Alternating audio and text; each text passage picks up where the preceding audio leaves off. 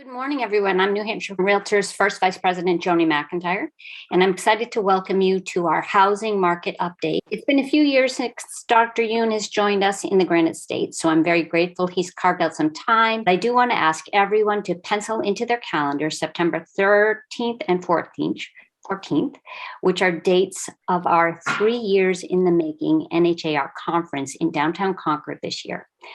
We've got a dynamic program lined up, Chris Voss and Allison Levine as keynotes, education, networking, entertainment, the installation of next year's president, Ben Cushing, and our Realtor of the Year ceremony on the main stage at the Capitol Center for the Arts. More details are coming, but for now, just get these dates down. That's September 13th and 14th in Concord, and I hope to see you there. Now, to the reason we're here this morning, Lawrence Yoon oversees the research group at the National Association of Realtors.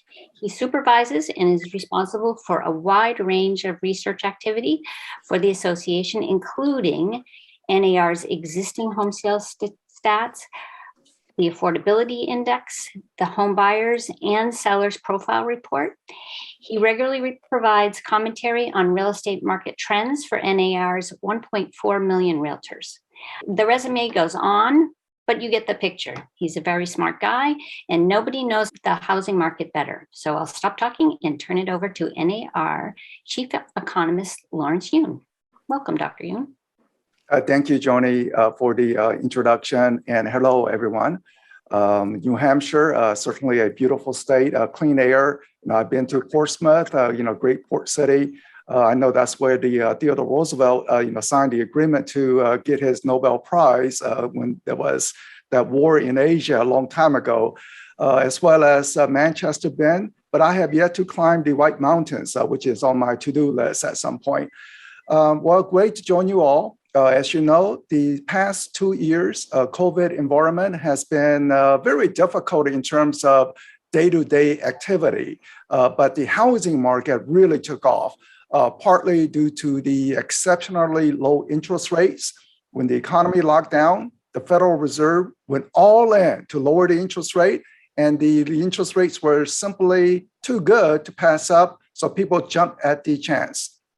The second reason for the boost in the housing market is in some sense COVID itself. People were afraid to live in high density environment, apartments, sharing the elevators together. So people wanted to be on their own single family housing.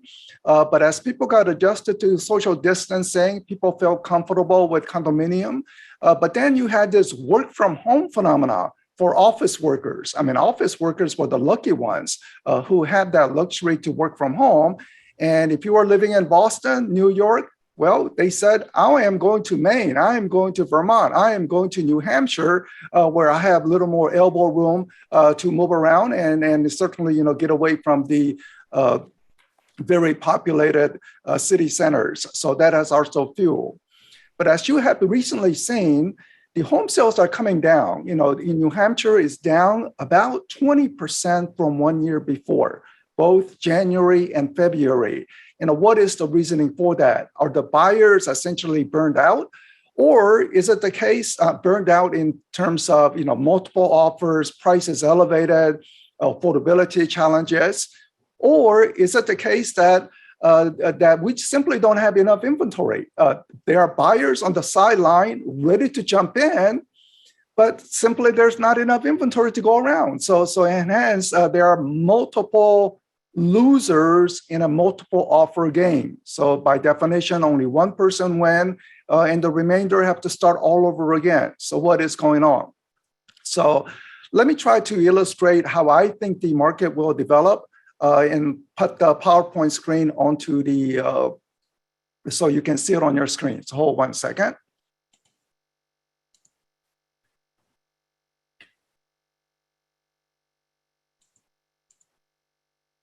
Okay, there we go. So I think you are able to see it. So I will proceed, and I think all the technology is working because I'm not getting any question about voice and so forth. So let's start with the very high oil prices because It is worth noting that realtors drive more than the general population. So anytime oil prices rise, it is hurting your pocketbook more so than the rest of the population. Now, the war in Ukraine is certainly contributing to this, but the other part is just overall lack of supply of oil, in comparison to the demand. So the oil prices are very, very high. Today, I looked at the number, it's coming down somewhat. So maybe we already peaked in gasoline prices and maybe it will come down a bit, but still much higher than 1 year ago, much, much higher than 2 years ago. So the oil prices are clearly wreaking havoc for people who need to drive more. I just want to illustrate just one little thing on this oil prices. This is chart from 1970 onwards. So in the 1970, typical oil price was $3 per barrel, not gallon, per barrel, 1 barrel, $3.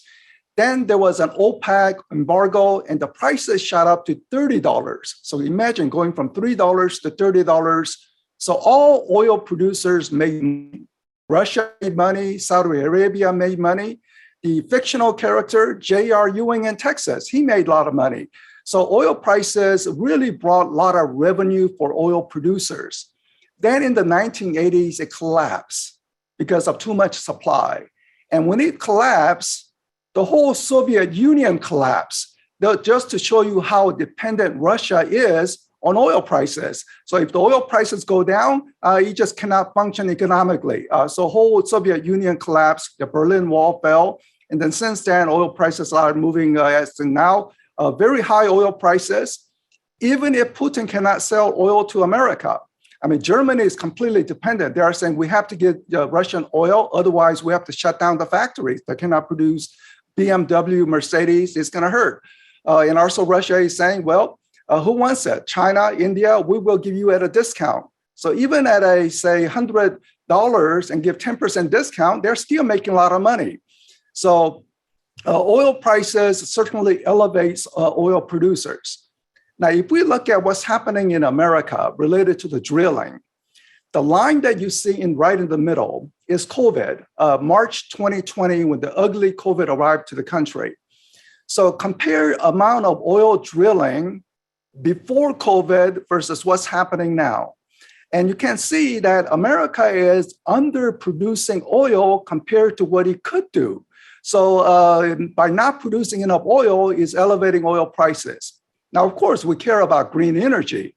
I am here in NAR office building. This is the first green designated building in Washington, D.C. when it was constructed about 15 years ago. And we are very proud of that.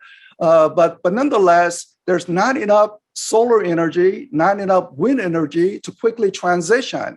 So until we make that transition, we need some source, natural gas, oil, because without it, oil prices are high and oil producers are raking in revenue in the process. And if we look at the job market situation, places like Alaska where they produce oil, they're down a little more. North Dakota, they're down a little more.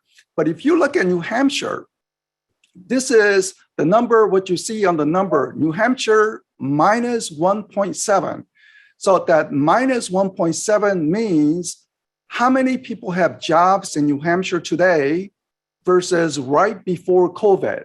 So you are down 1.7%, which is about the national average.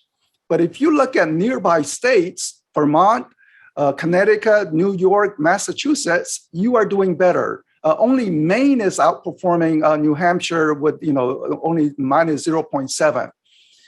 Across America, orange color states are the states with more jobs today compared to pre-COVID. So you look at the Rocky Mountain states and then the southern states. So right now they have actually more jobs compared to pre-COVID, but you see some states negative. Darker blue are more negative compared to other states. This is the total job number in the US. So not the 50 states, but total number. So you see the big decline in April 2020, the lockdown period. But with each passing months, we are making progress. but not yet back to normal. And over this 2-year time span, we know that people graduated from high school, people graduated from college, and they're looking for work. So, we need to not only recover all the lost job, but we need to have more just to accommodate recent college graduates and high school graduates. So we are not yet fully back to normal. New Hampshire about the national average. Now, this is a very interesting chart.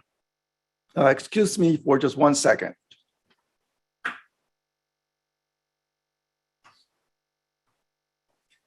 This is an interesting chart because it shows how many job openings are there. Blue line shows help wanted sign. And you see it. You walk towards Manchester, help wanted at a restaurant, help wanted at a gas station, a lot of help wanted sign. Construction sites, they need workers. Red line is people who are unemployed and searching for jobs. We are in a remarkable period where there's more job opening compared to people searching for jobs. In fact, the ratio is 2 to 1. So theoretically, an unemployed person could actually find 2 jobs. This is how the labor market is currently. So there is a labor shortage pretty much everywhere, help wanted sign.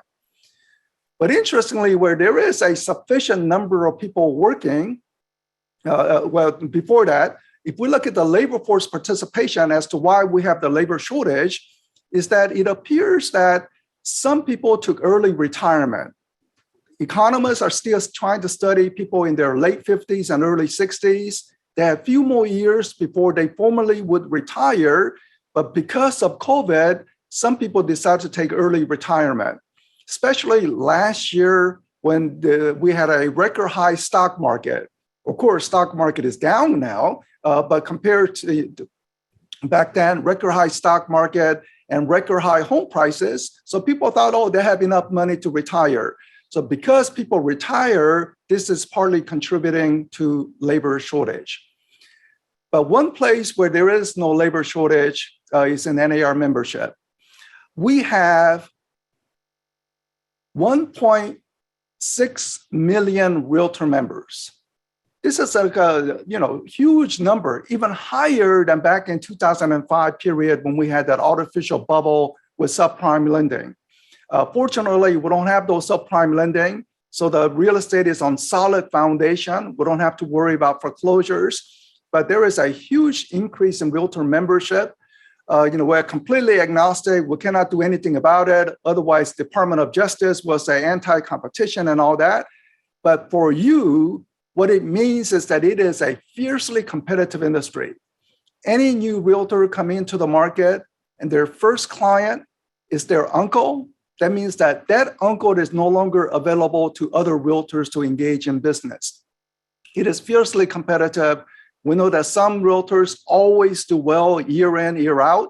But for other realtors, they will be challenged with so many realtors competing for the same business out there. I just want you to be aware of this fiercely competitive market environment. Now, as to the job market in the Manchester area, this is from year 2000. So I put that red line as the starting point from year 2000. So you can see that Manchester had a decent job growth right before COVID. And when the COVID struck, boom, you lost jobs. Then you are beginning to recover, but not back to normal yet.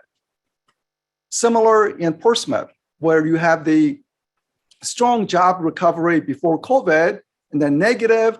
Now, Portsmouth actually is almost back to normal. So if you're relatively comparing, you are saying Portsmouth economy is doing a little better than Manchester, just relatively speaking. So Portsmouth is almost back to normal. Compare also with other cities. And I'm going to show you our headquarters city in Chicago. I am in DC, which is our branch, but our headquarters in Chicago. So Chicago job market up, down, and so forth.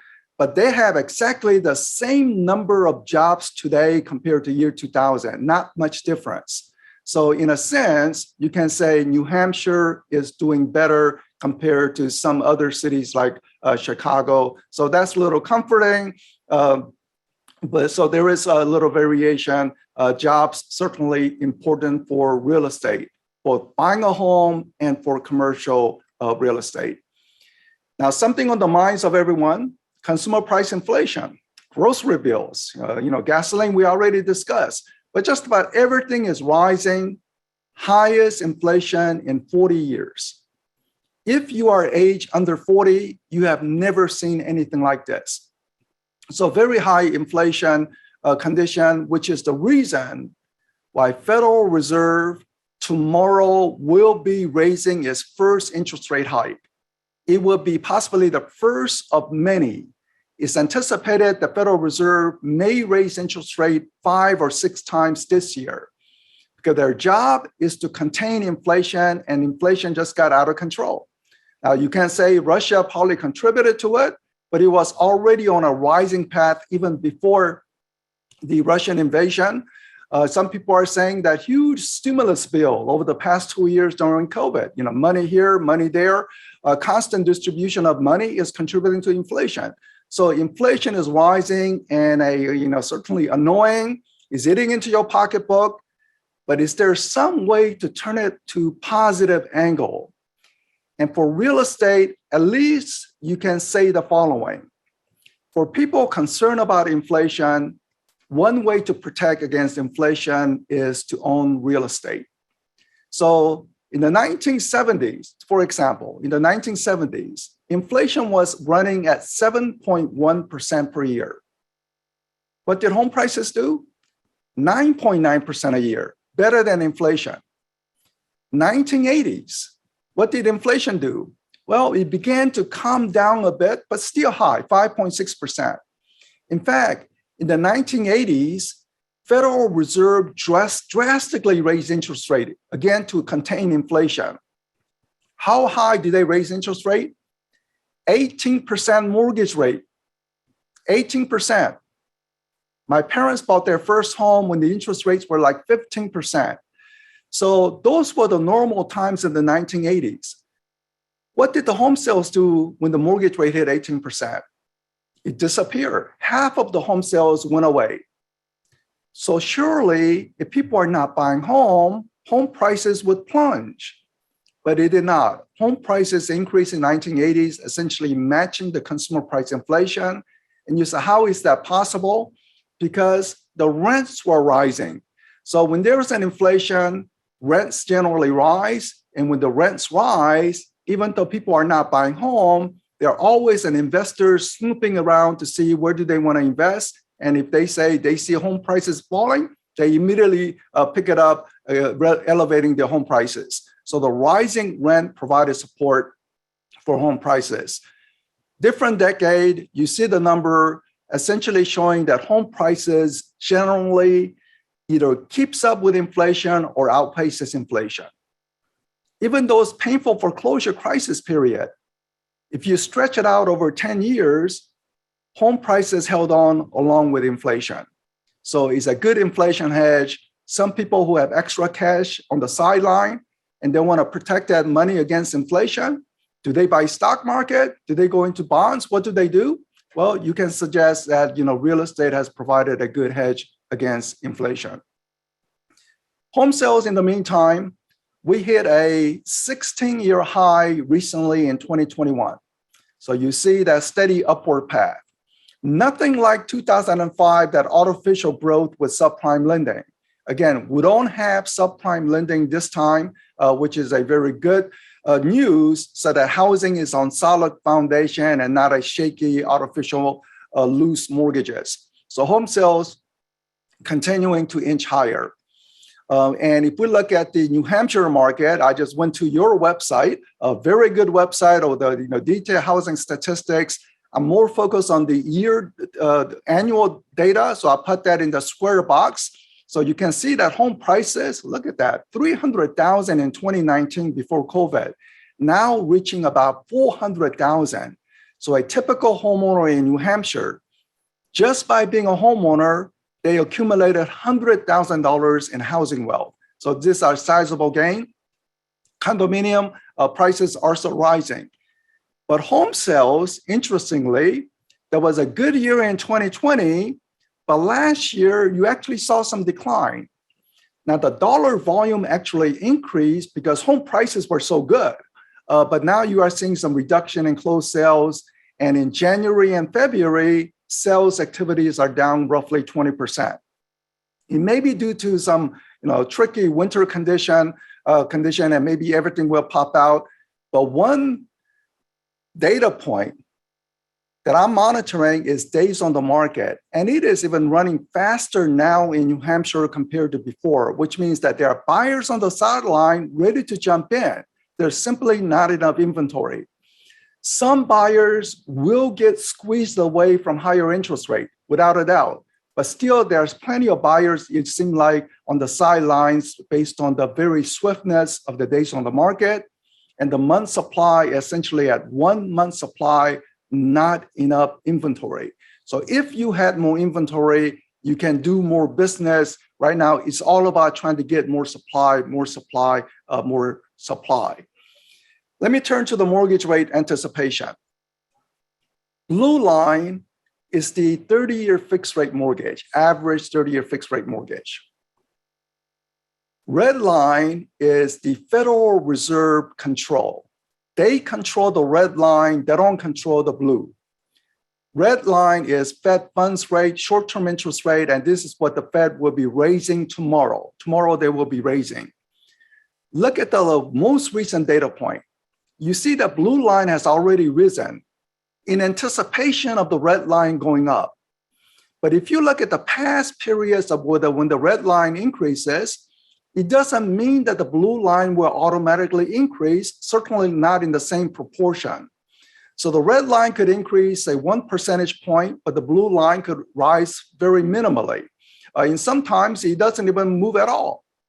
So to me, what it seems like is the mortgage rate has already priced in the anticipated movement by the Federal Reserve.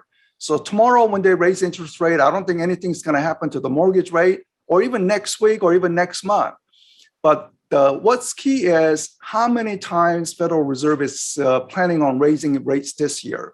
Is it going to be 4 times, 5 times, 6 times they will be raising? So I think most of the increase has already occurred. Any further increase in mortgage rate, I think, will be more minimal. So last year, mortgage rate 3%. This year, already 4%, even before the Federal Reserve made any moves on the mortgage rates, interest rates. So I think most of the increase has already occurred by year end, maybe 4.25%.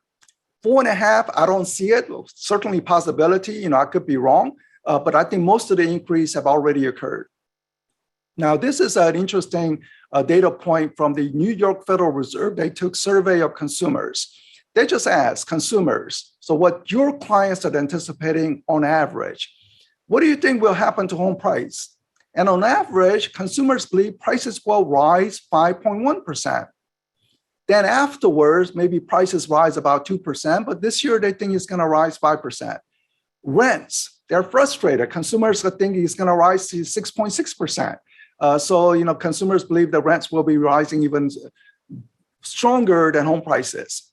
Then the question is buying a home is a good financial investment? And you can see how many people say good versus bad, 73% versus only 6%. So most people still, even at higher interest rate, believe buying a home is a good financial investment, and they expect some price growth conditions. Inventory is exceptionally low. I don't have to go into this chart. It's low, low, low, however you want to view it. But I think we are ready to turn. And the reasoning is builders want to ramp up production. They're making profit. There's an economic incentive. There is some supply chain issues. So the garage door or the doorknob is not arriving on time. That's delaying some of the actual completion. But the builders want to build more supply will reach the market later in the year. Again, it starts the chain process. Some people trade up to the new homes, generally more expensive. That means they will sell their old home into the multiple listing service for you to be engaged in. So that chain reaction of more inventory will rise. Another source of inventory is the following. The tragedy from COVID. I think around 1 million Americans have passed away from COVID, mostly in the elderly age group, people in their 70s, 80s. What does this mean? Some people have become widowed. They don't need that large home anymore, and they need help in terms of downsizing. Or maybe it's an estate sale. Again, COVID, this ugly COVID has wrecked, took a toll in America. Over close to 1 million people dying here in the US, I think 6 million globally from COVID. So people need help in terms of housing adjustment, whether it is an estate sale or people need to downsize. And I think there will also be some source of inventory coming onto the market, in addition to the builders building more homes. So my final slide is the following. This is a national forecast because I don't do at the state level, just too labor intensive, but I can give you some qualitative viewpoint. First, regarding 2021 recently completed year, nationally, home sales increased by 8%, especially in those fast job creating areas like Idaho, Texas, Georgia, strong increases in sales. New Hampshire, again, was lagging behind some states, but about so sales increased last year. I think you actually had a slight sales decline, which is a little unusual because most states saw sales increase. But the prices were rising about 17%, and you are easily catching up with this. And in some markets, getting 20% price increase. So the dollar volume was still positive. But 22 forecast, I think the sales will come down modestly as first-time buyers are squeezed away from higher interest rates. Prices still rising because we still have that housing shortage. We need to produce more and more supply. 2022, I think we will have more normal situation, very minimal change in home sales, minimal change in home prices, still good news for the housing market. And definitely not the case of some kind of housing market crash. It's not going to be that conditions.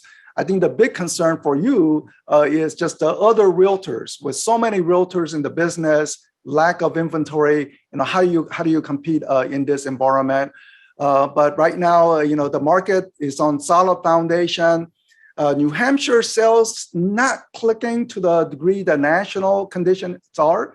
I am back in the DC office. Traffic is still light. Most of the DC office buildings are empty, but they are slowly calling people back to office, which means I wonder if that's the same situation in Boston, because if they have more permanent work flexibility, come to office, say Fidelity in Boston, they say you come to office 2 days a week. Well, then they can easily live in New Hampshire. That's a demand for home in New Hampshire.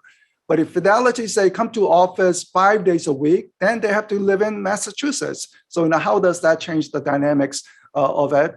But right now, I think there is a greater uncertainty, certainly the geopolitically, Russian invasion of Ukraine, what China may do. By the way, people are saying if China is going to help Russia, then sanction China. But let's keep in mind, China holds massive amount of US debt. Because again, America was spending money, people think we can run up large federal budget deficit. So if China has been buying US debt, if they were to dump it, you are seeing mortgage rate at 8%, 9%, 10%, immediate consequence for the housing market. So, we are in a little tricky position because America has been running this huge deficit after deficit after deficit because nothing is free lunch. And I think this is hopefully, give us a little more serious focus about the national deficit as well. So again, thank you very much. And now I am going to turn it back, I guess, over to Joni. Thank you. Dr. Yoon, do you have time for one question? Yes. Okay. Even if you mentioned that we are on solid ground regarding real estate, are we able to anticipate the fact that people have overpaid for some homes and having no appraisals? Seems it would have an impact on future sales. So, people, because of multiple offers, they have waived appraisals and they overpaid.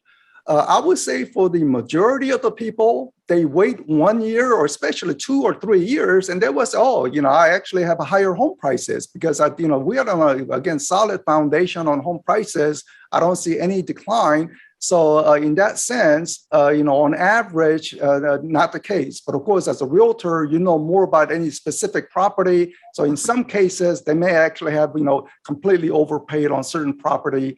But generally speaking, I would say no.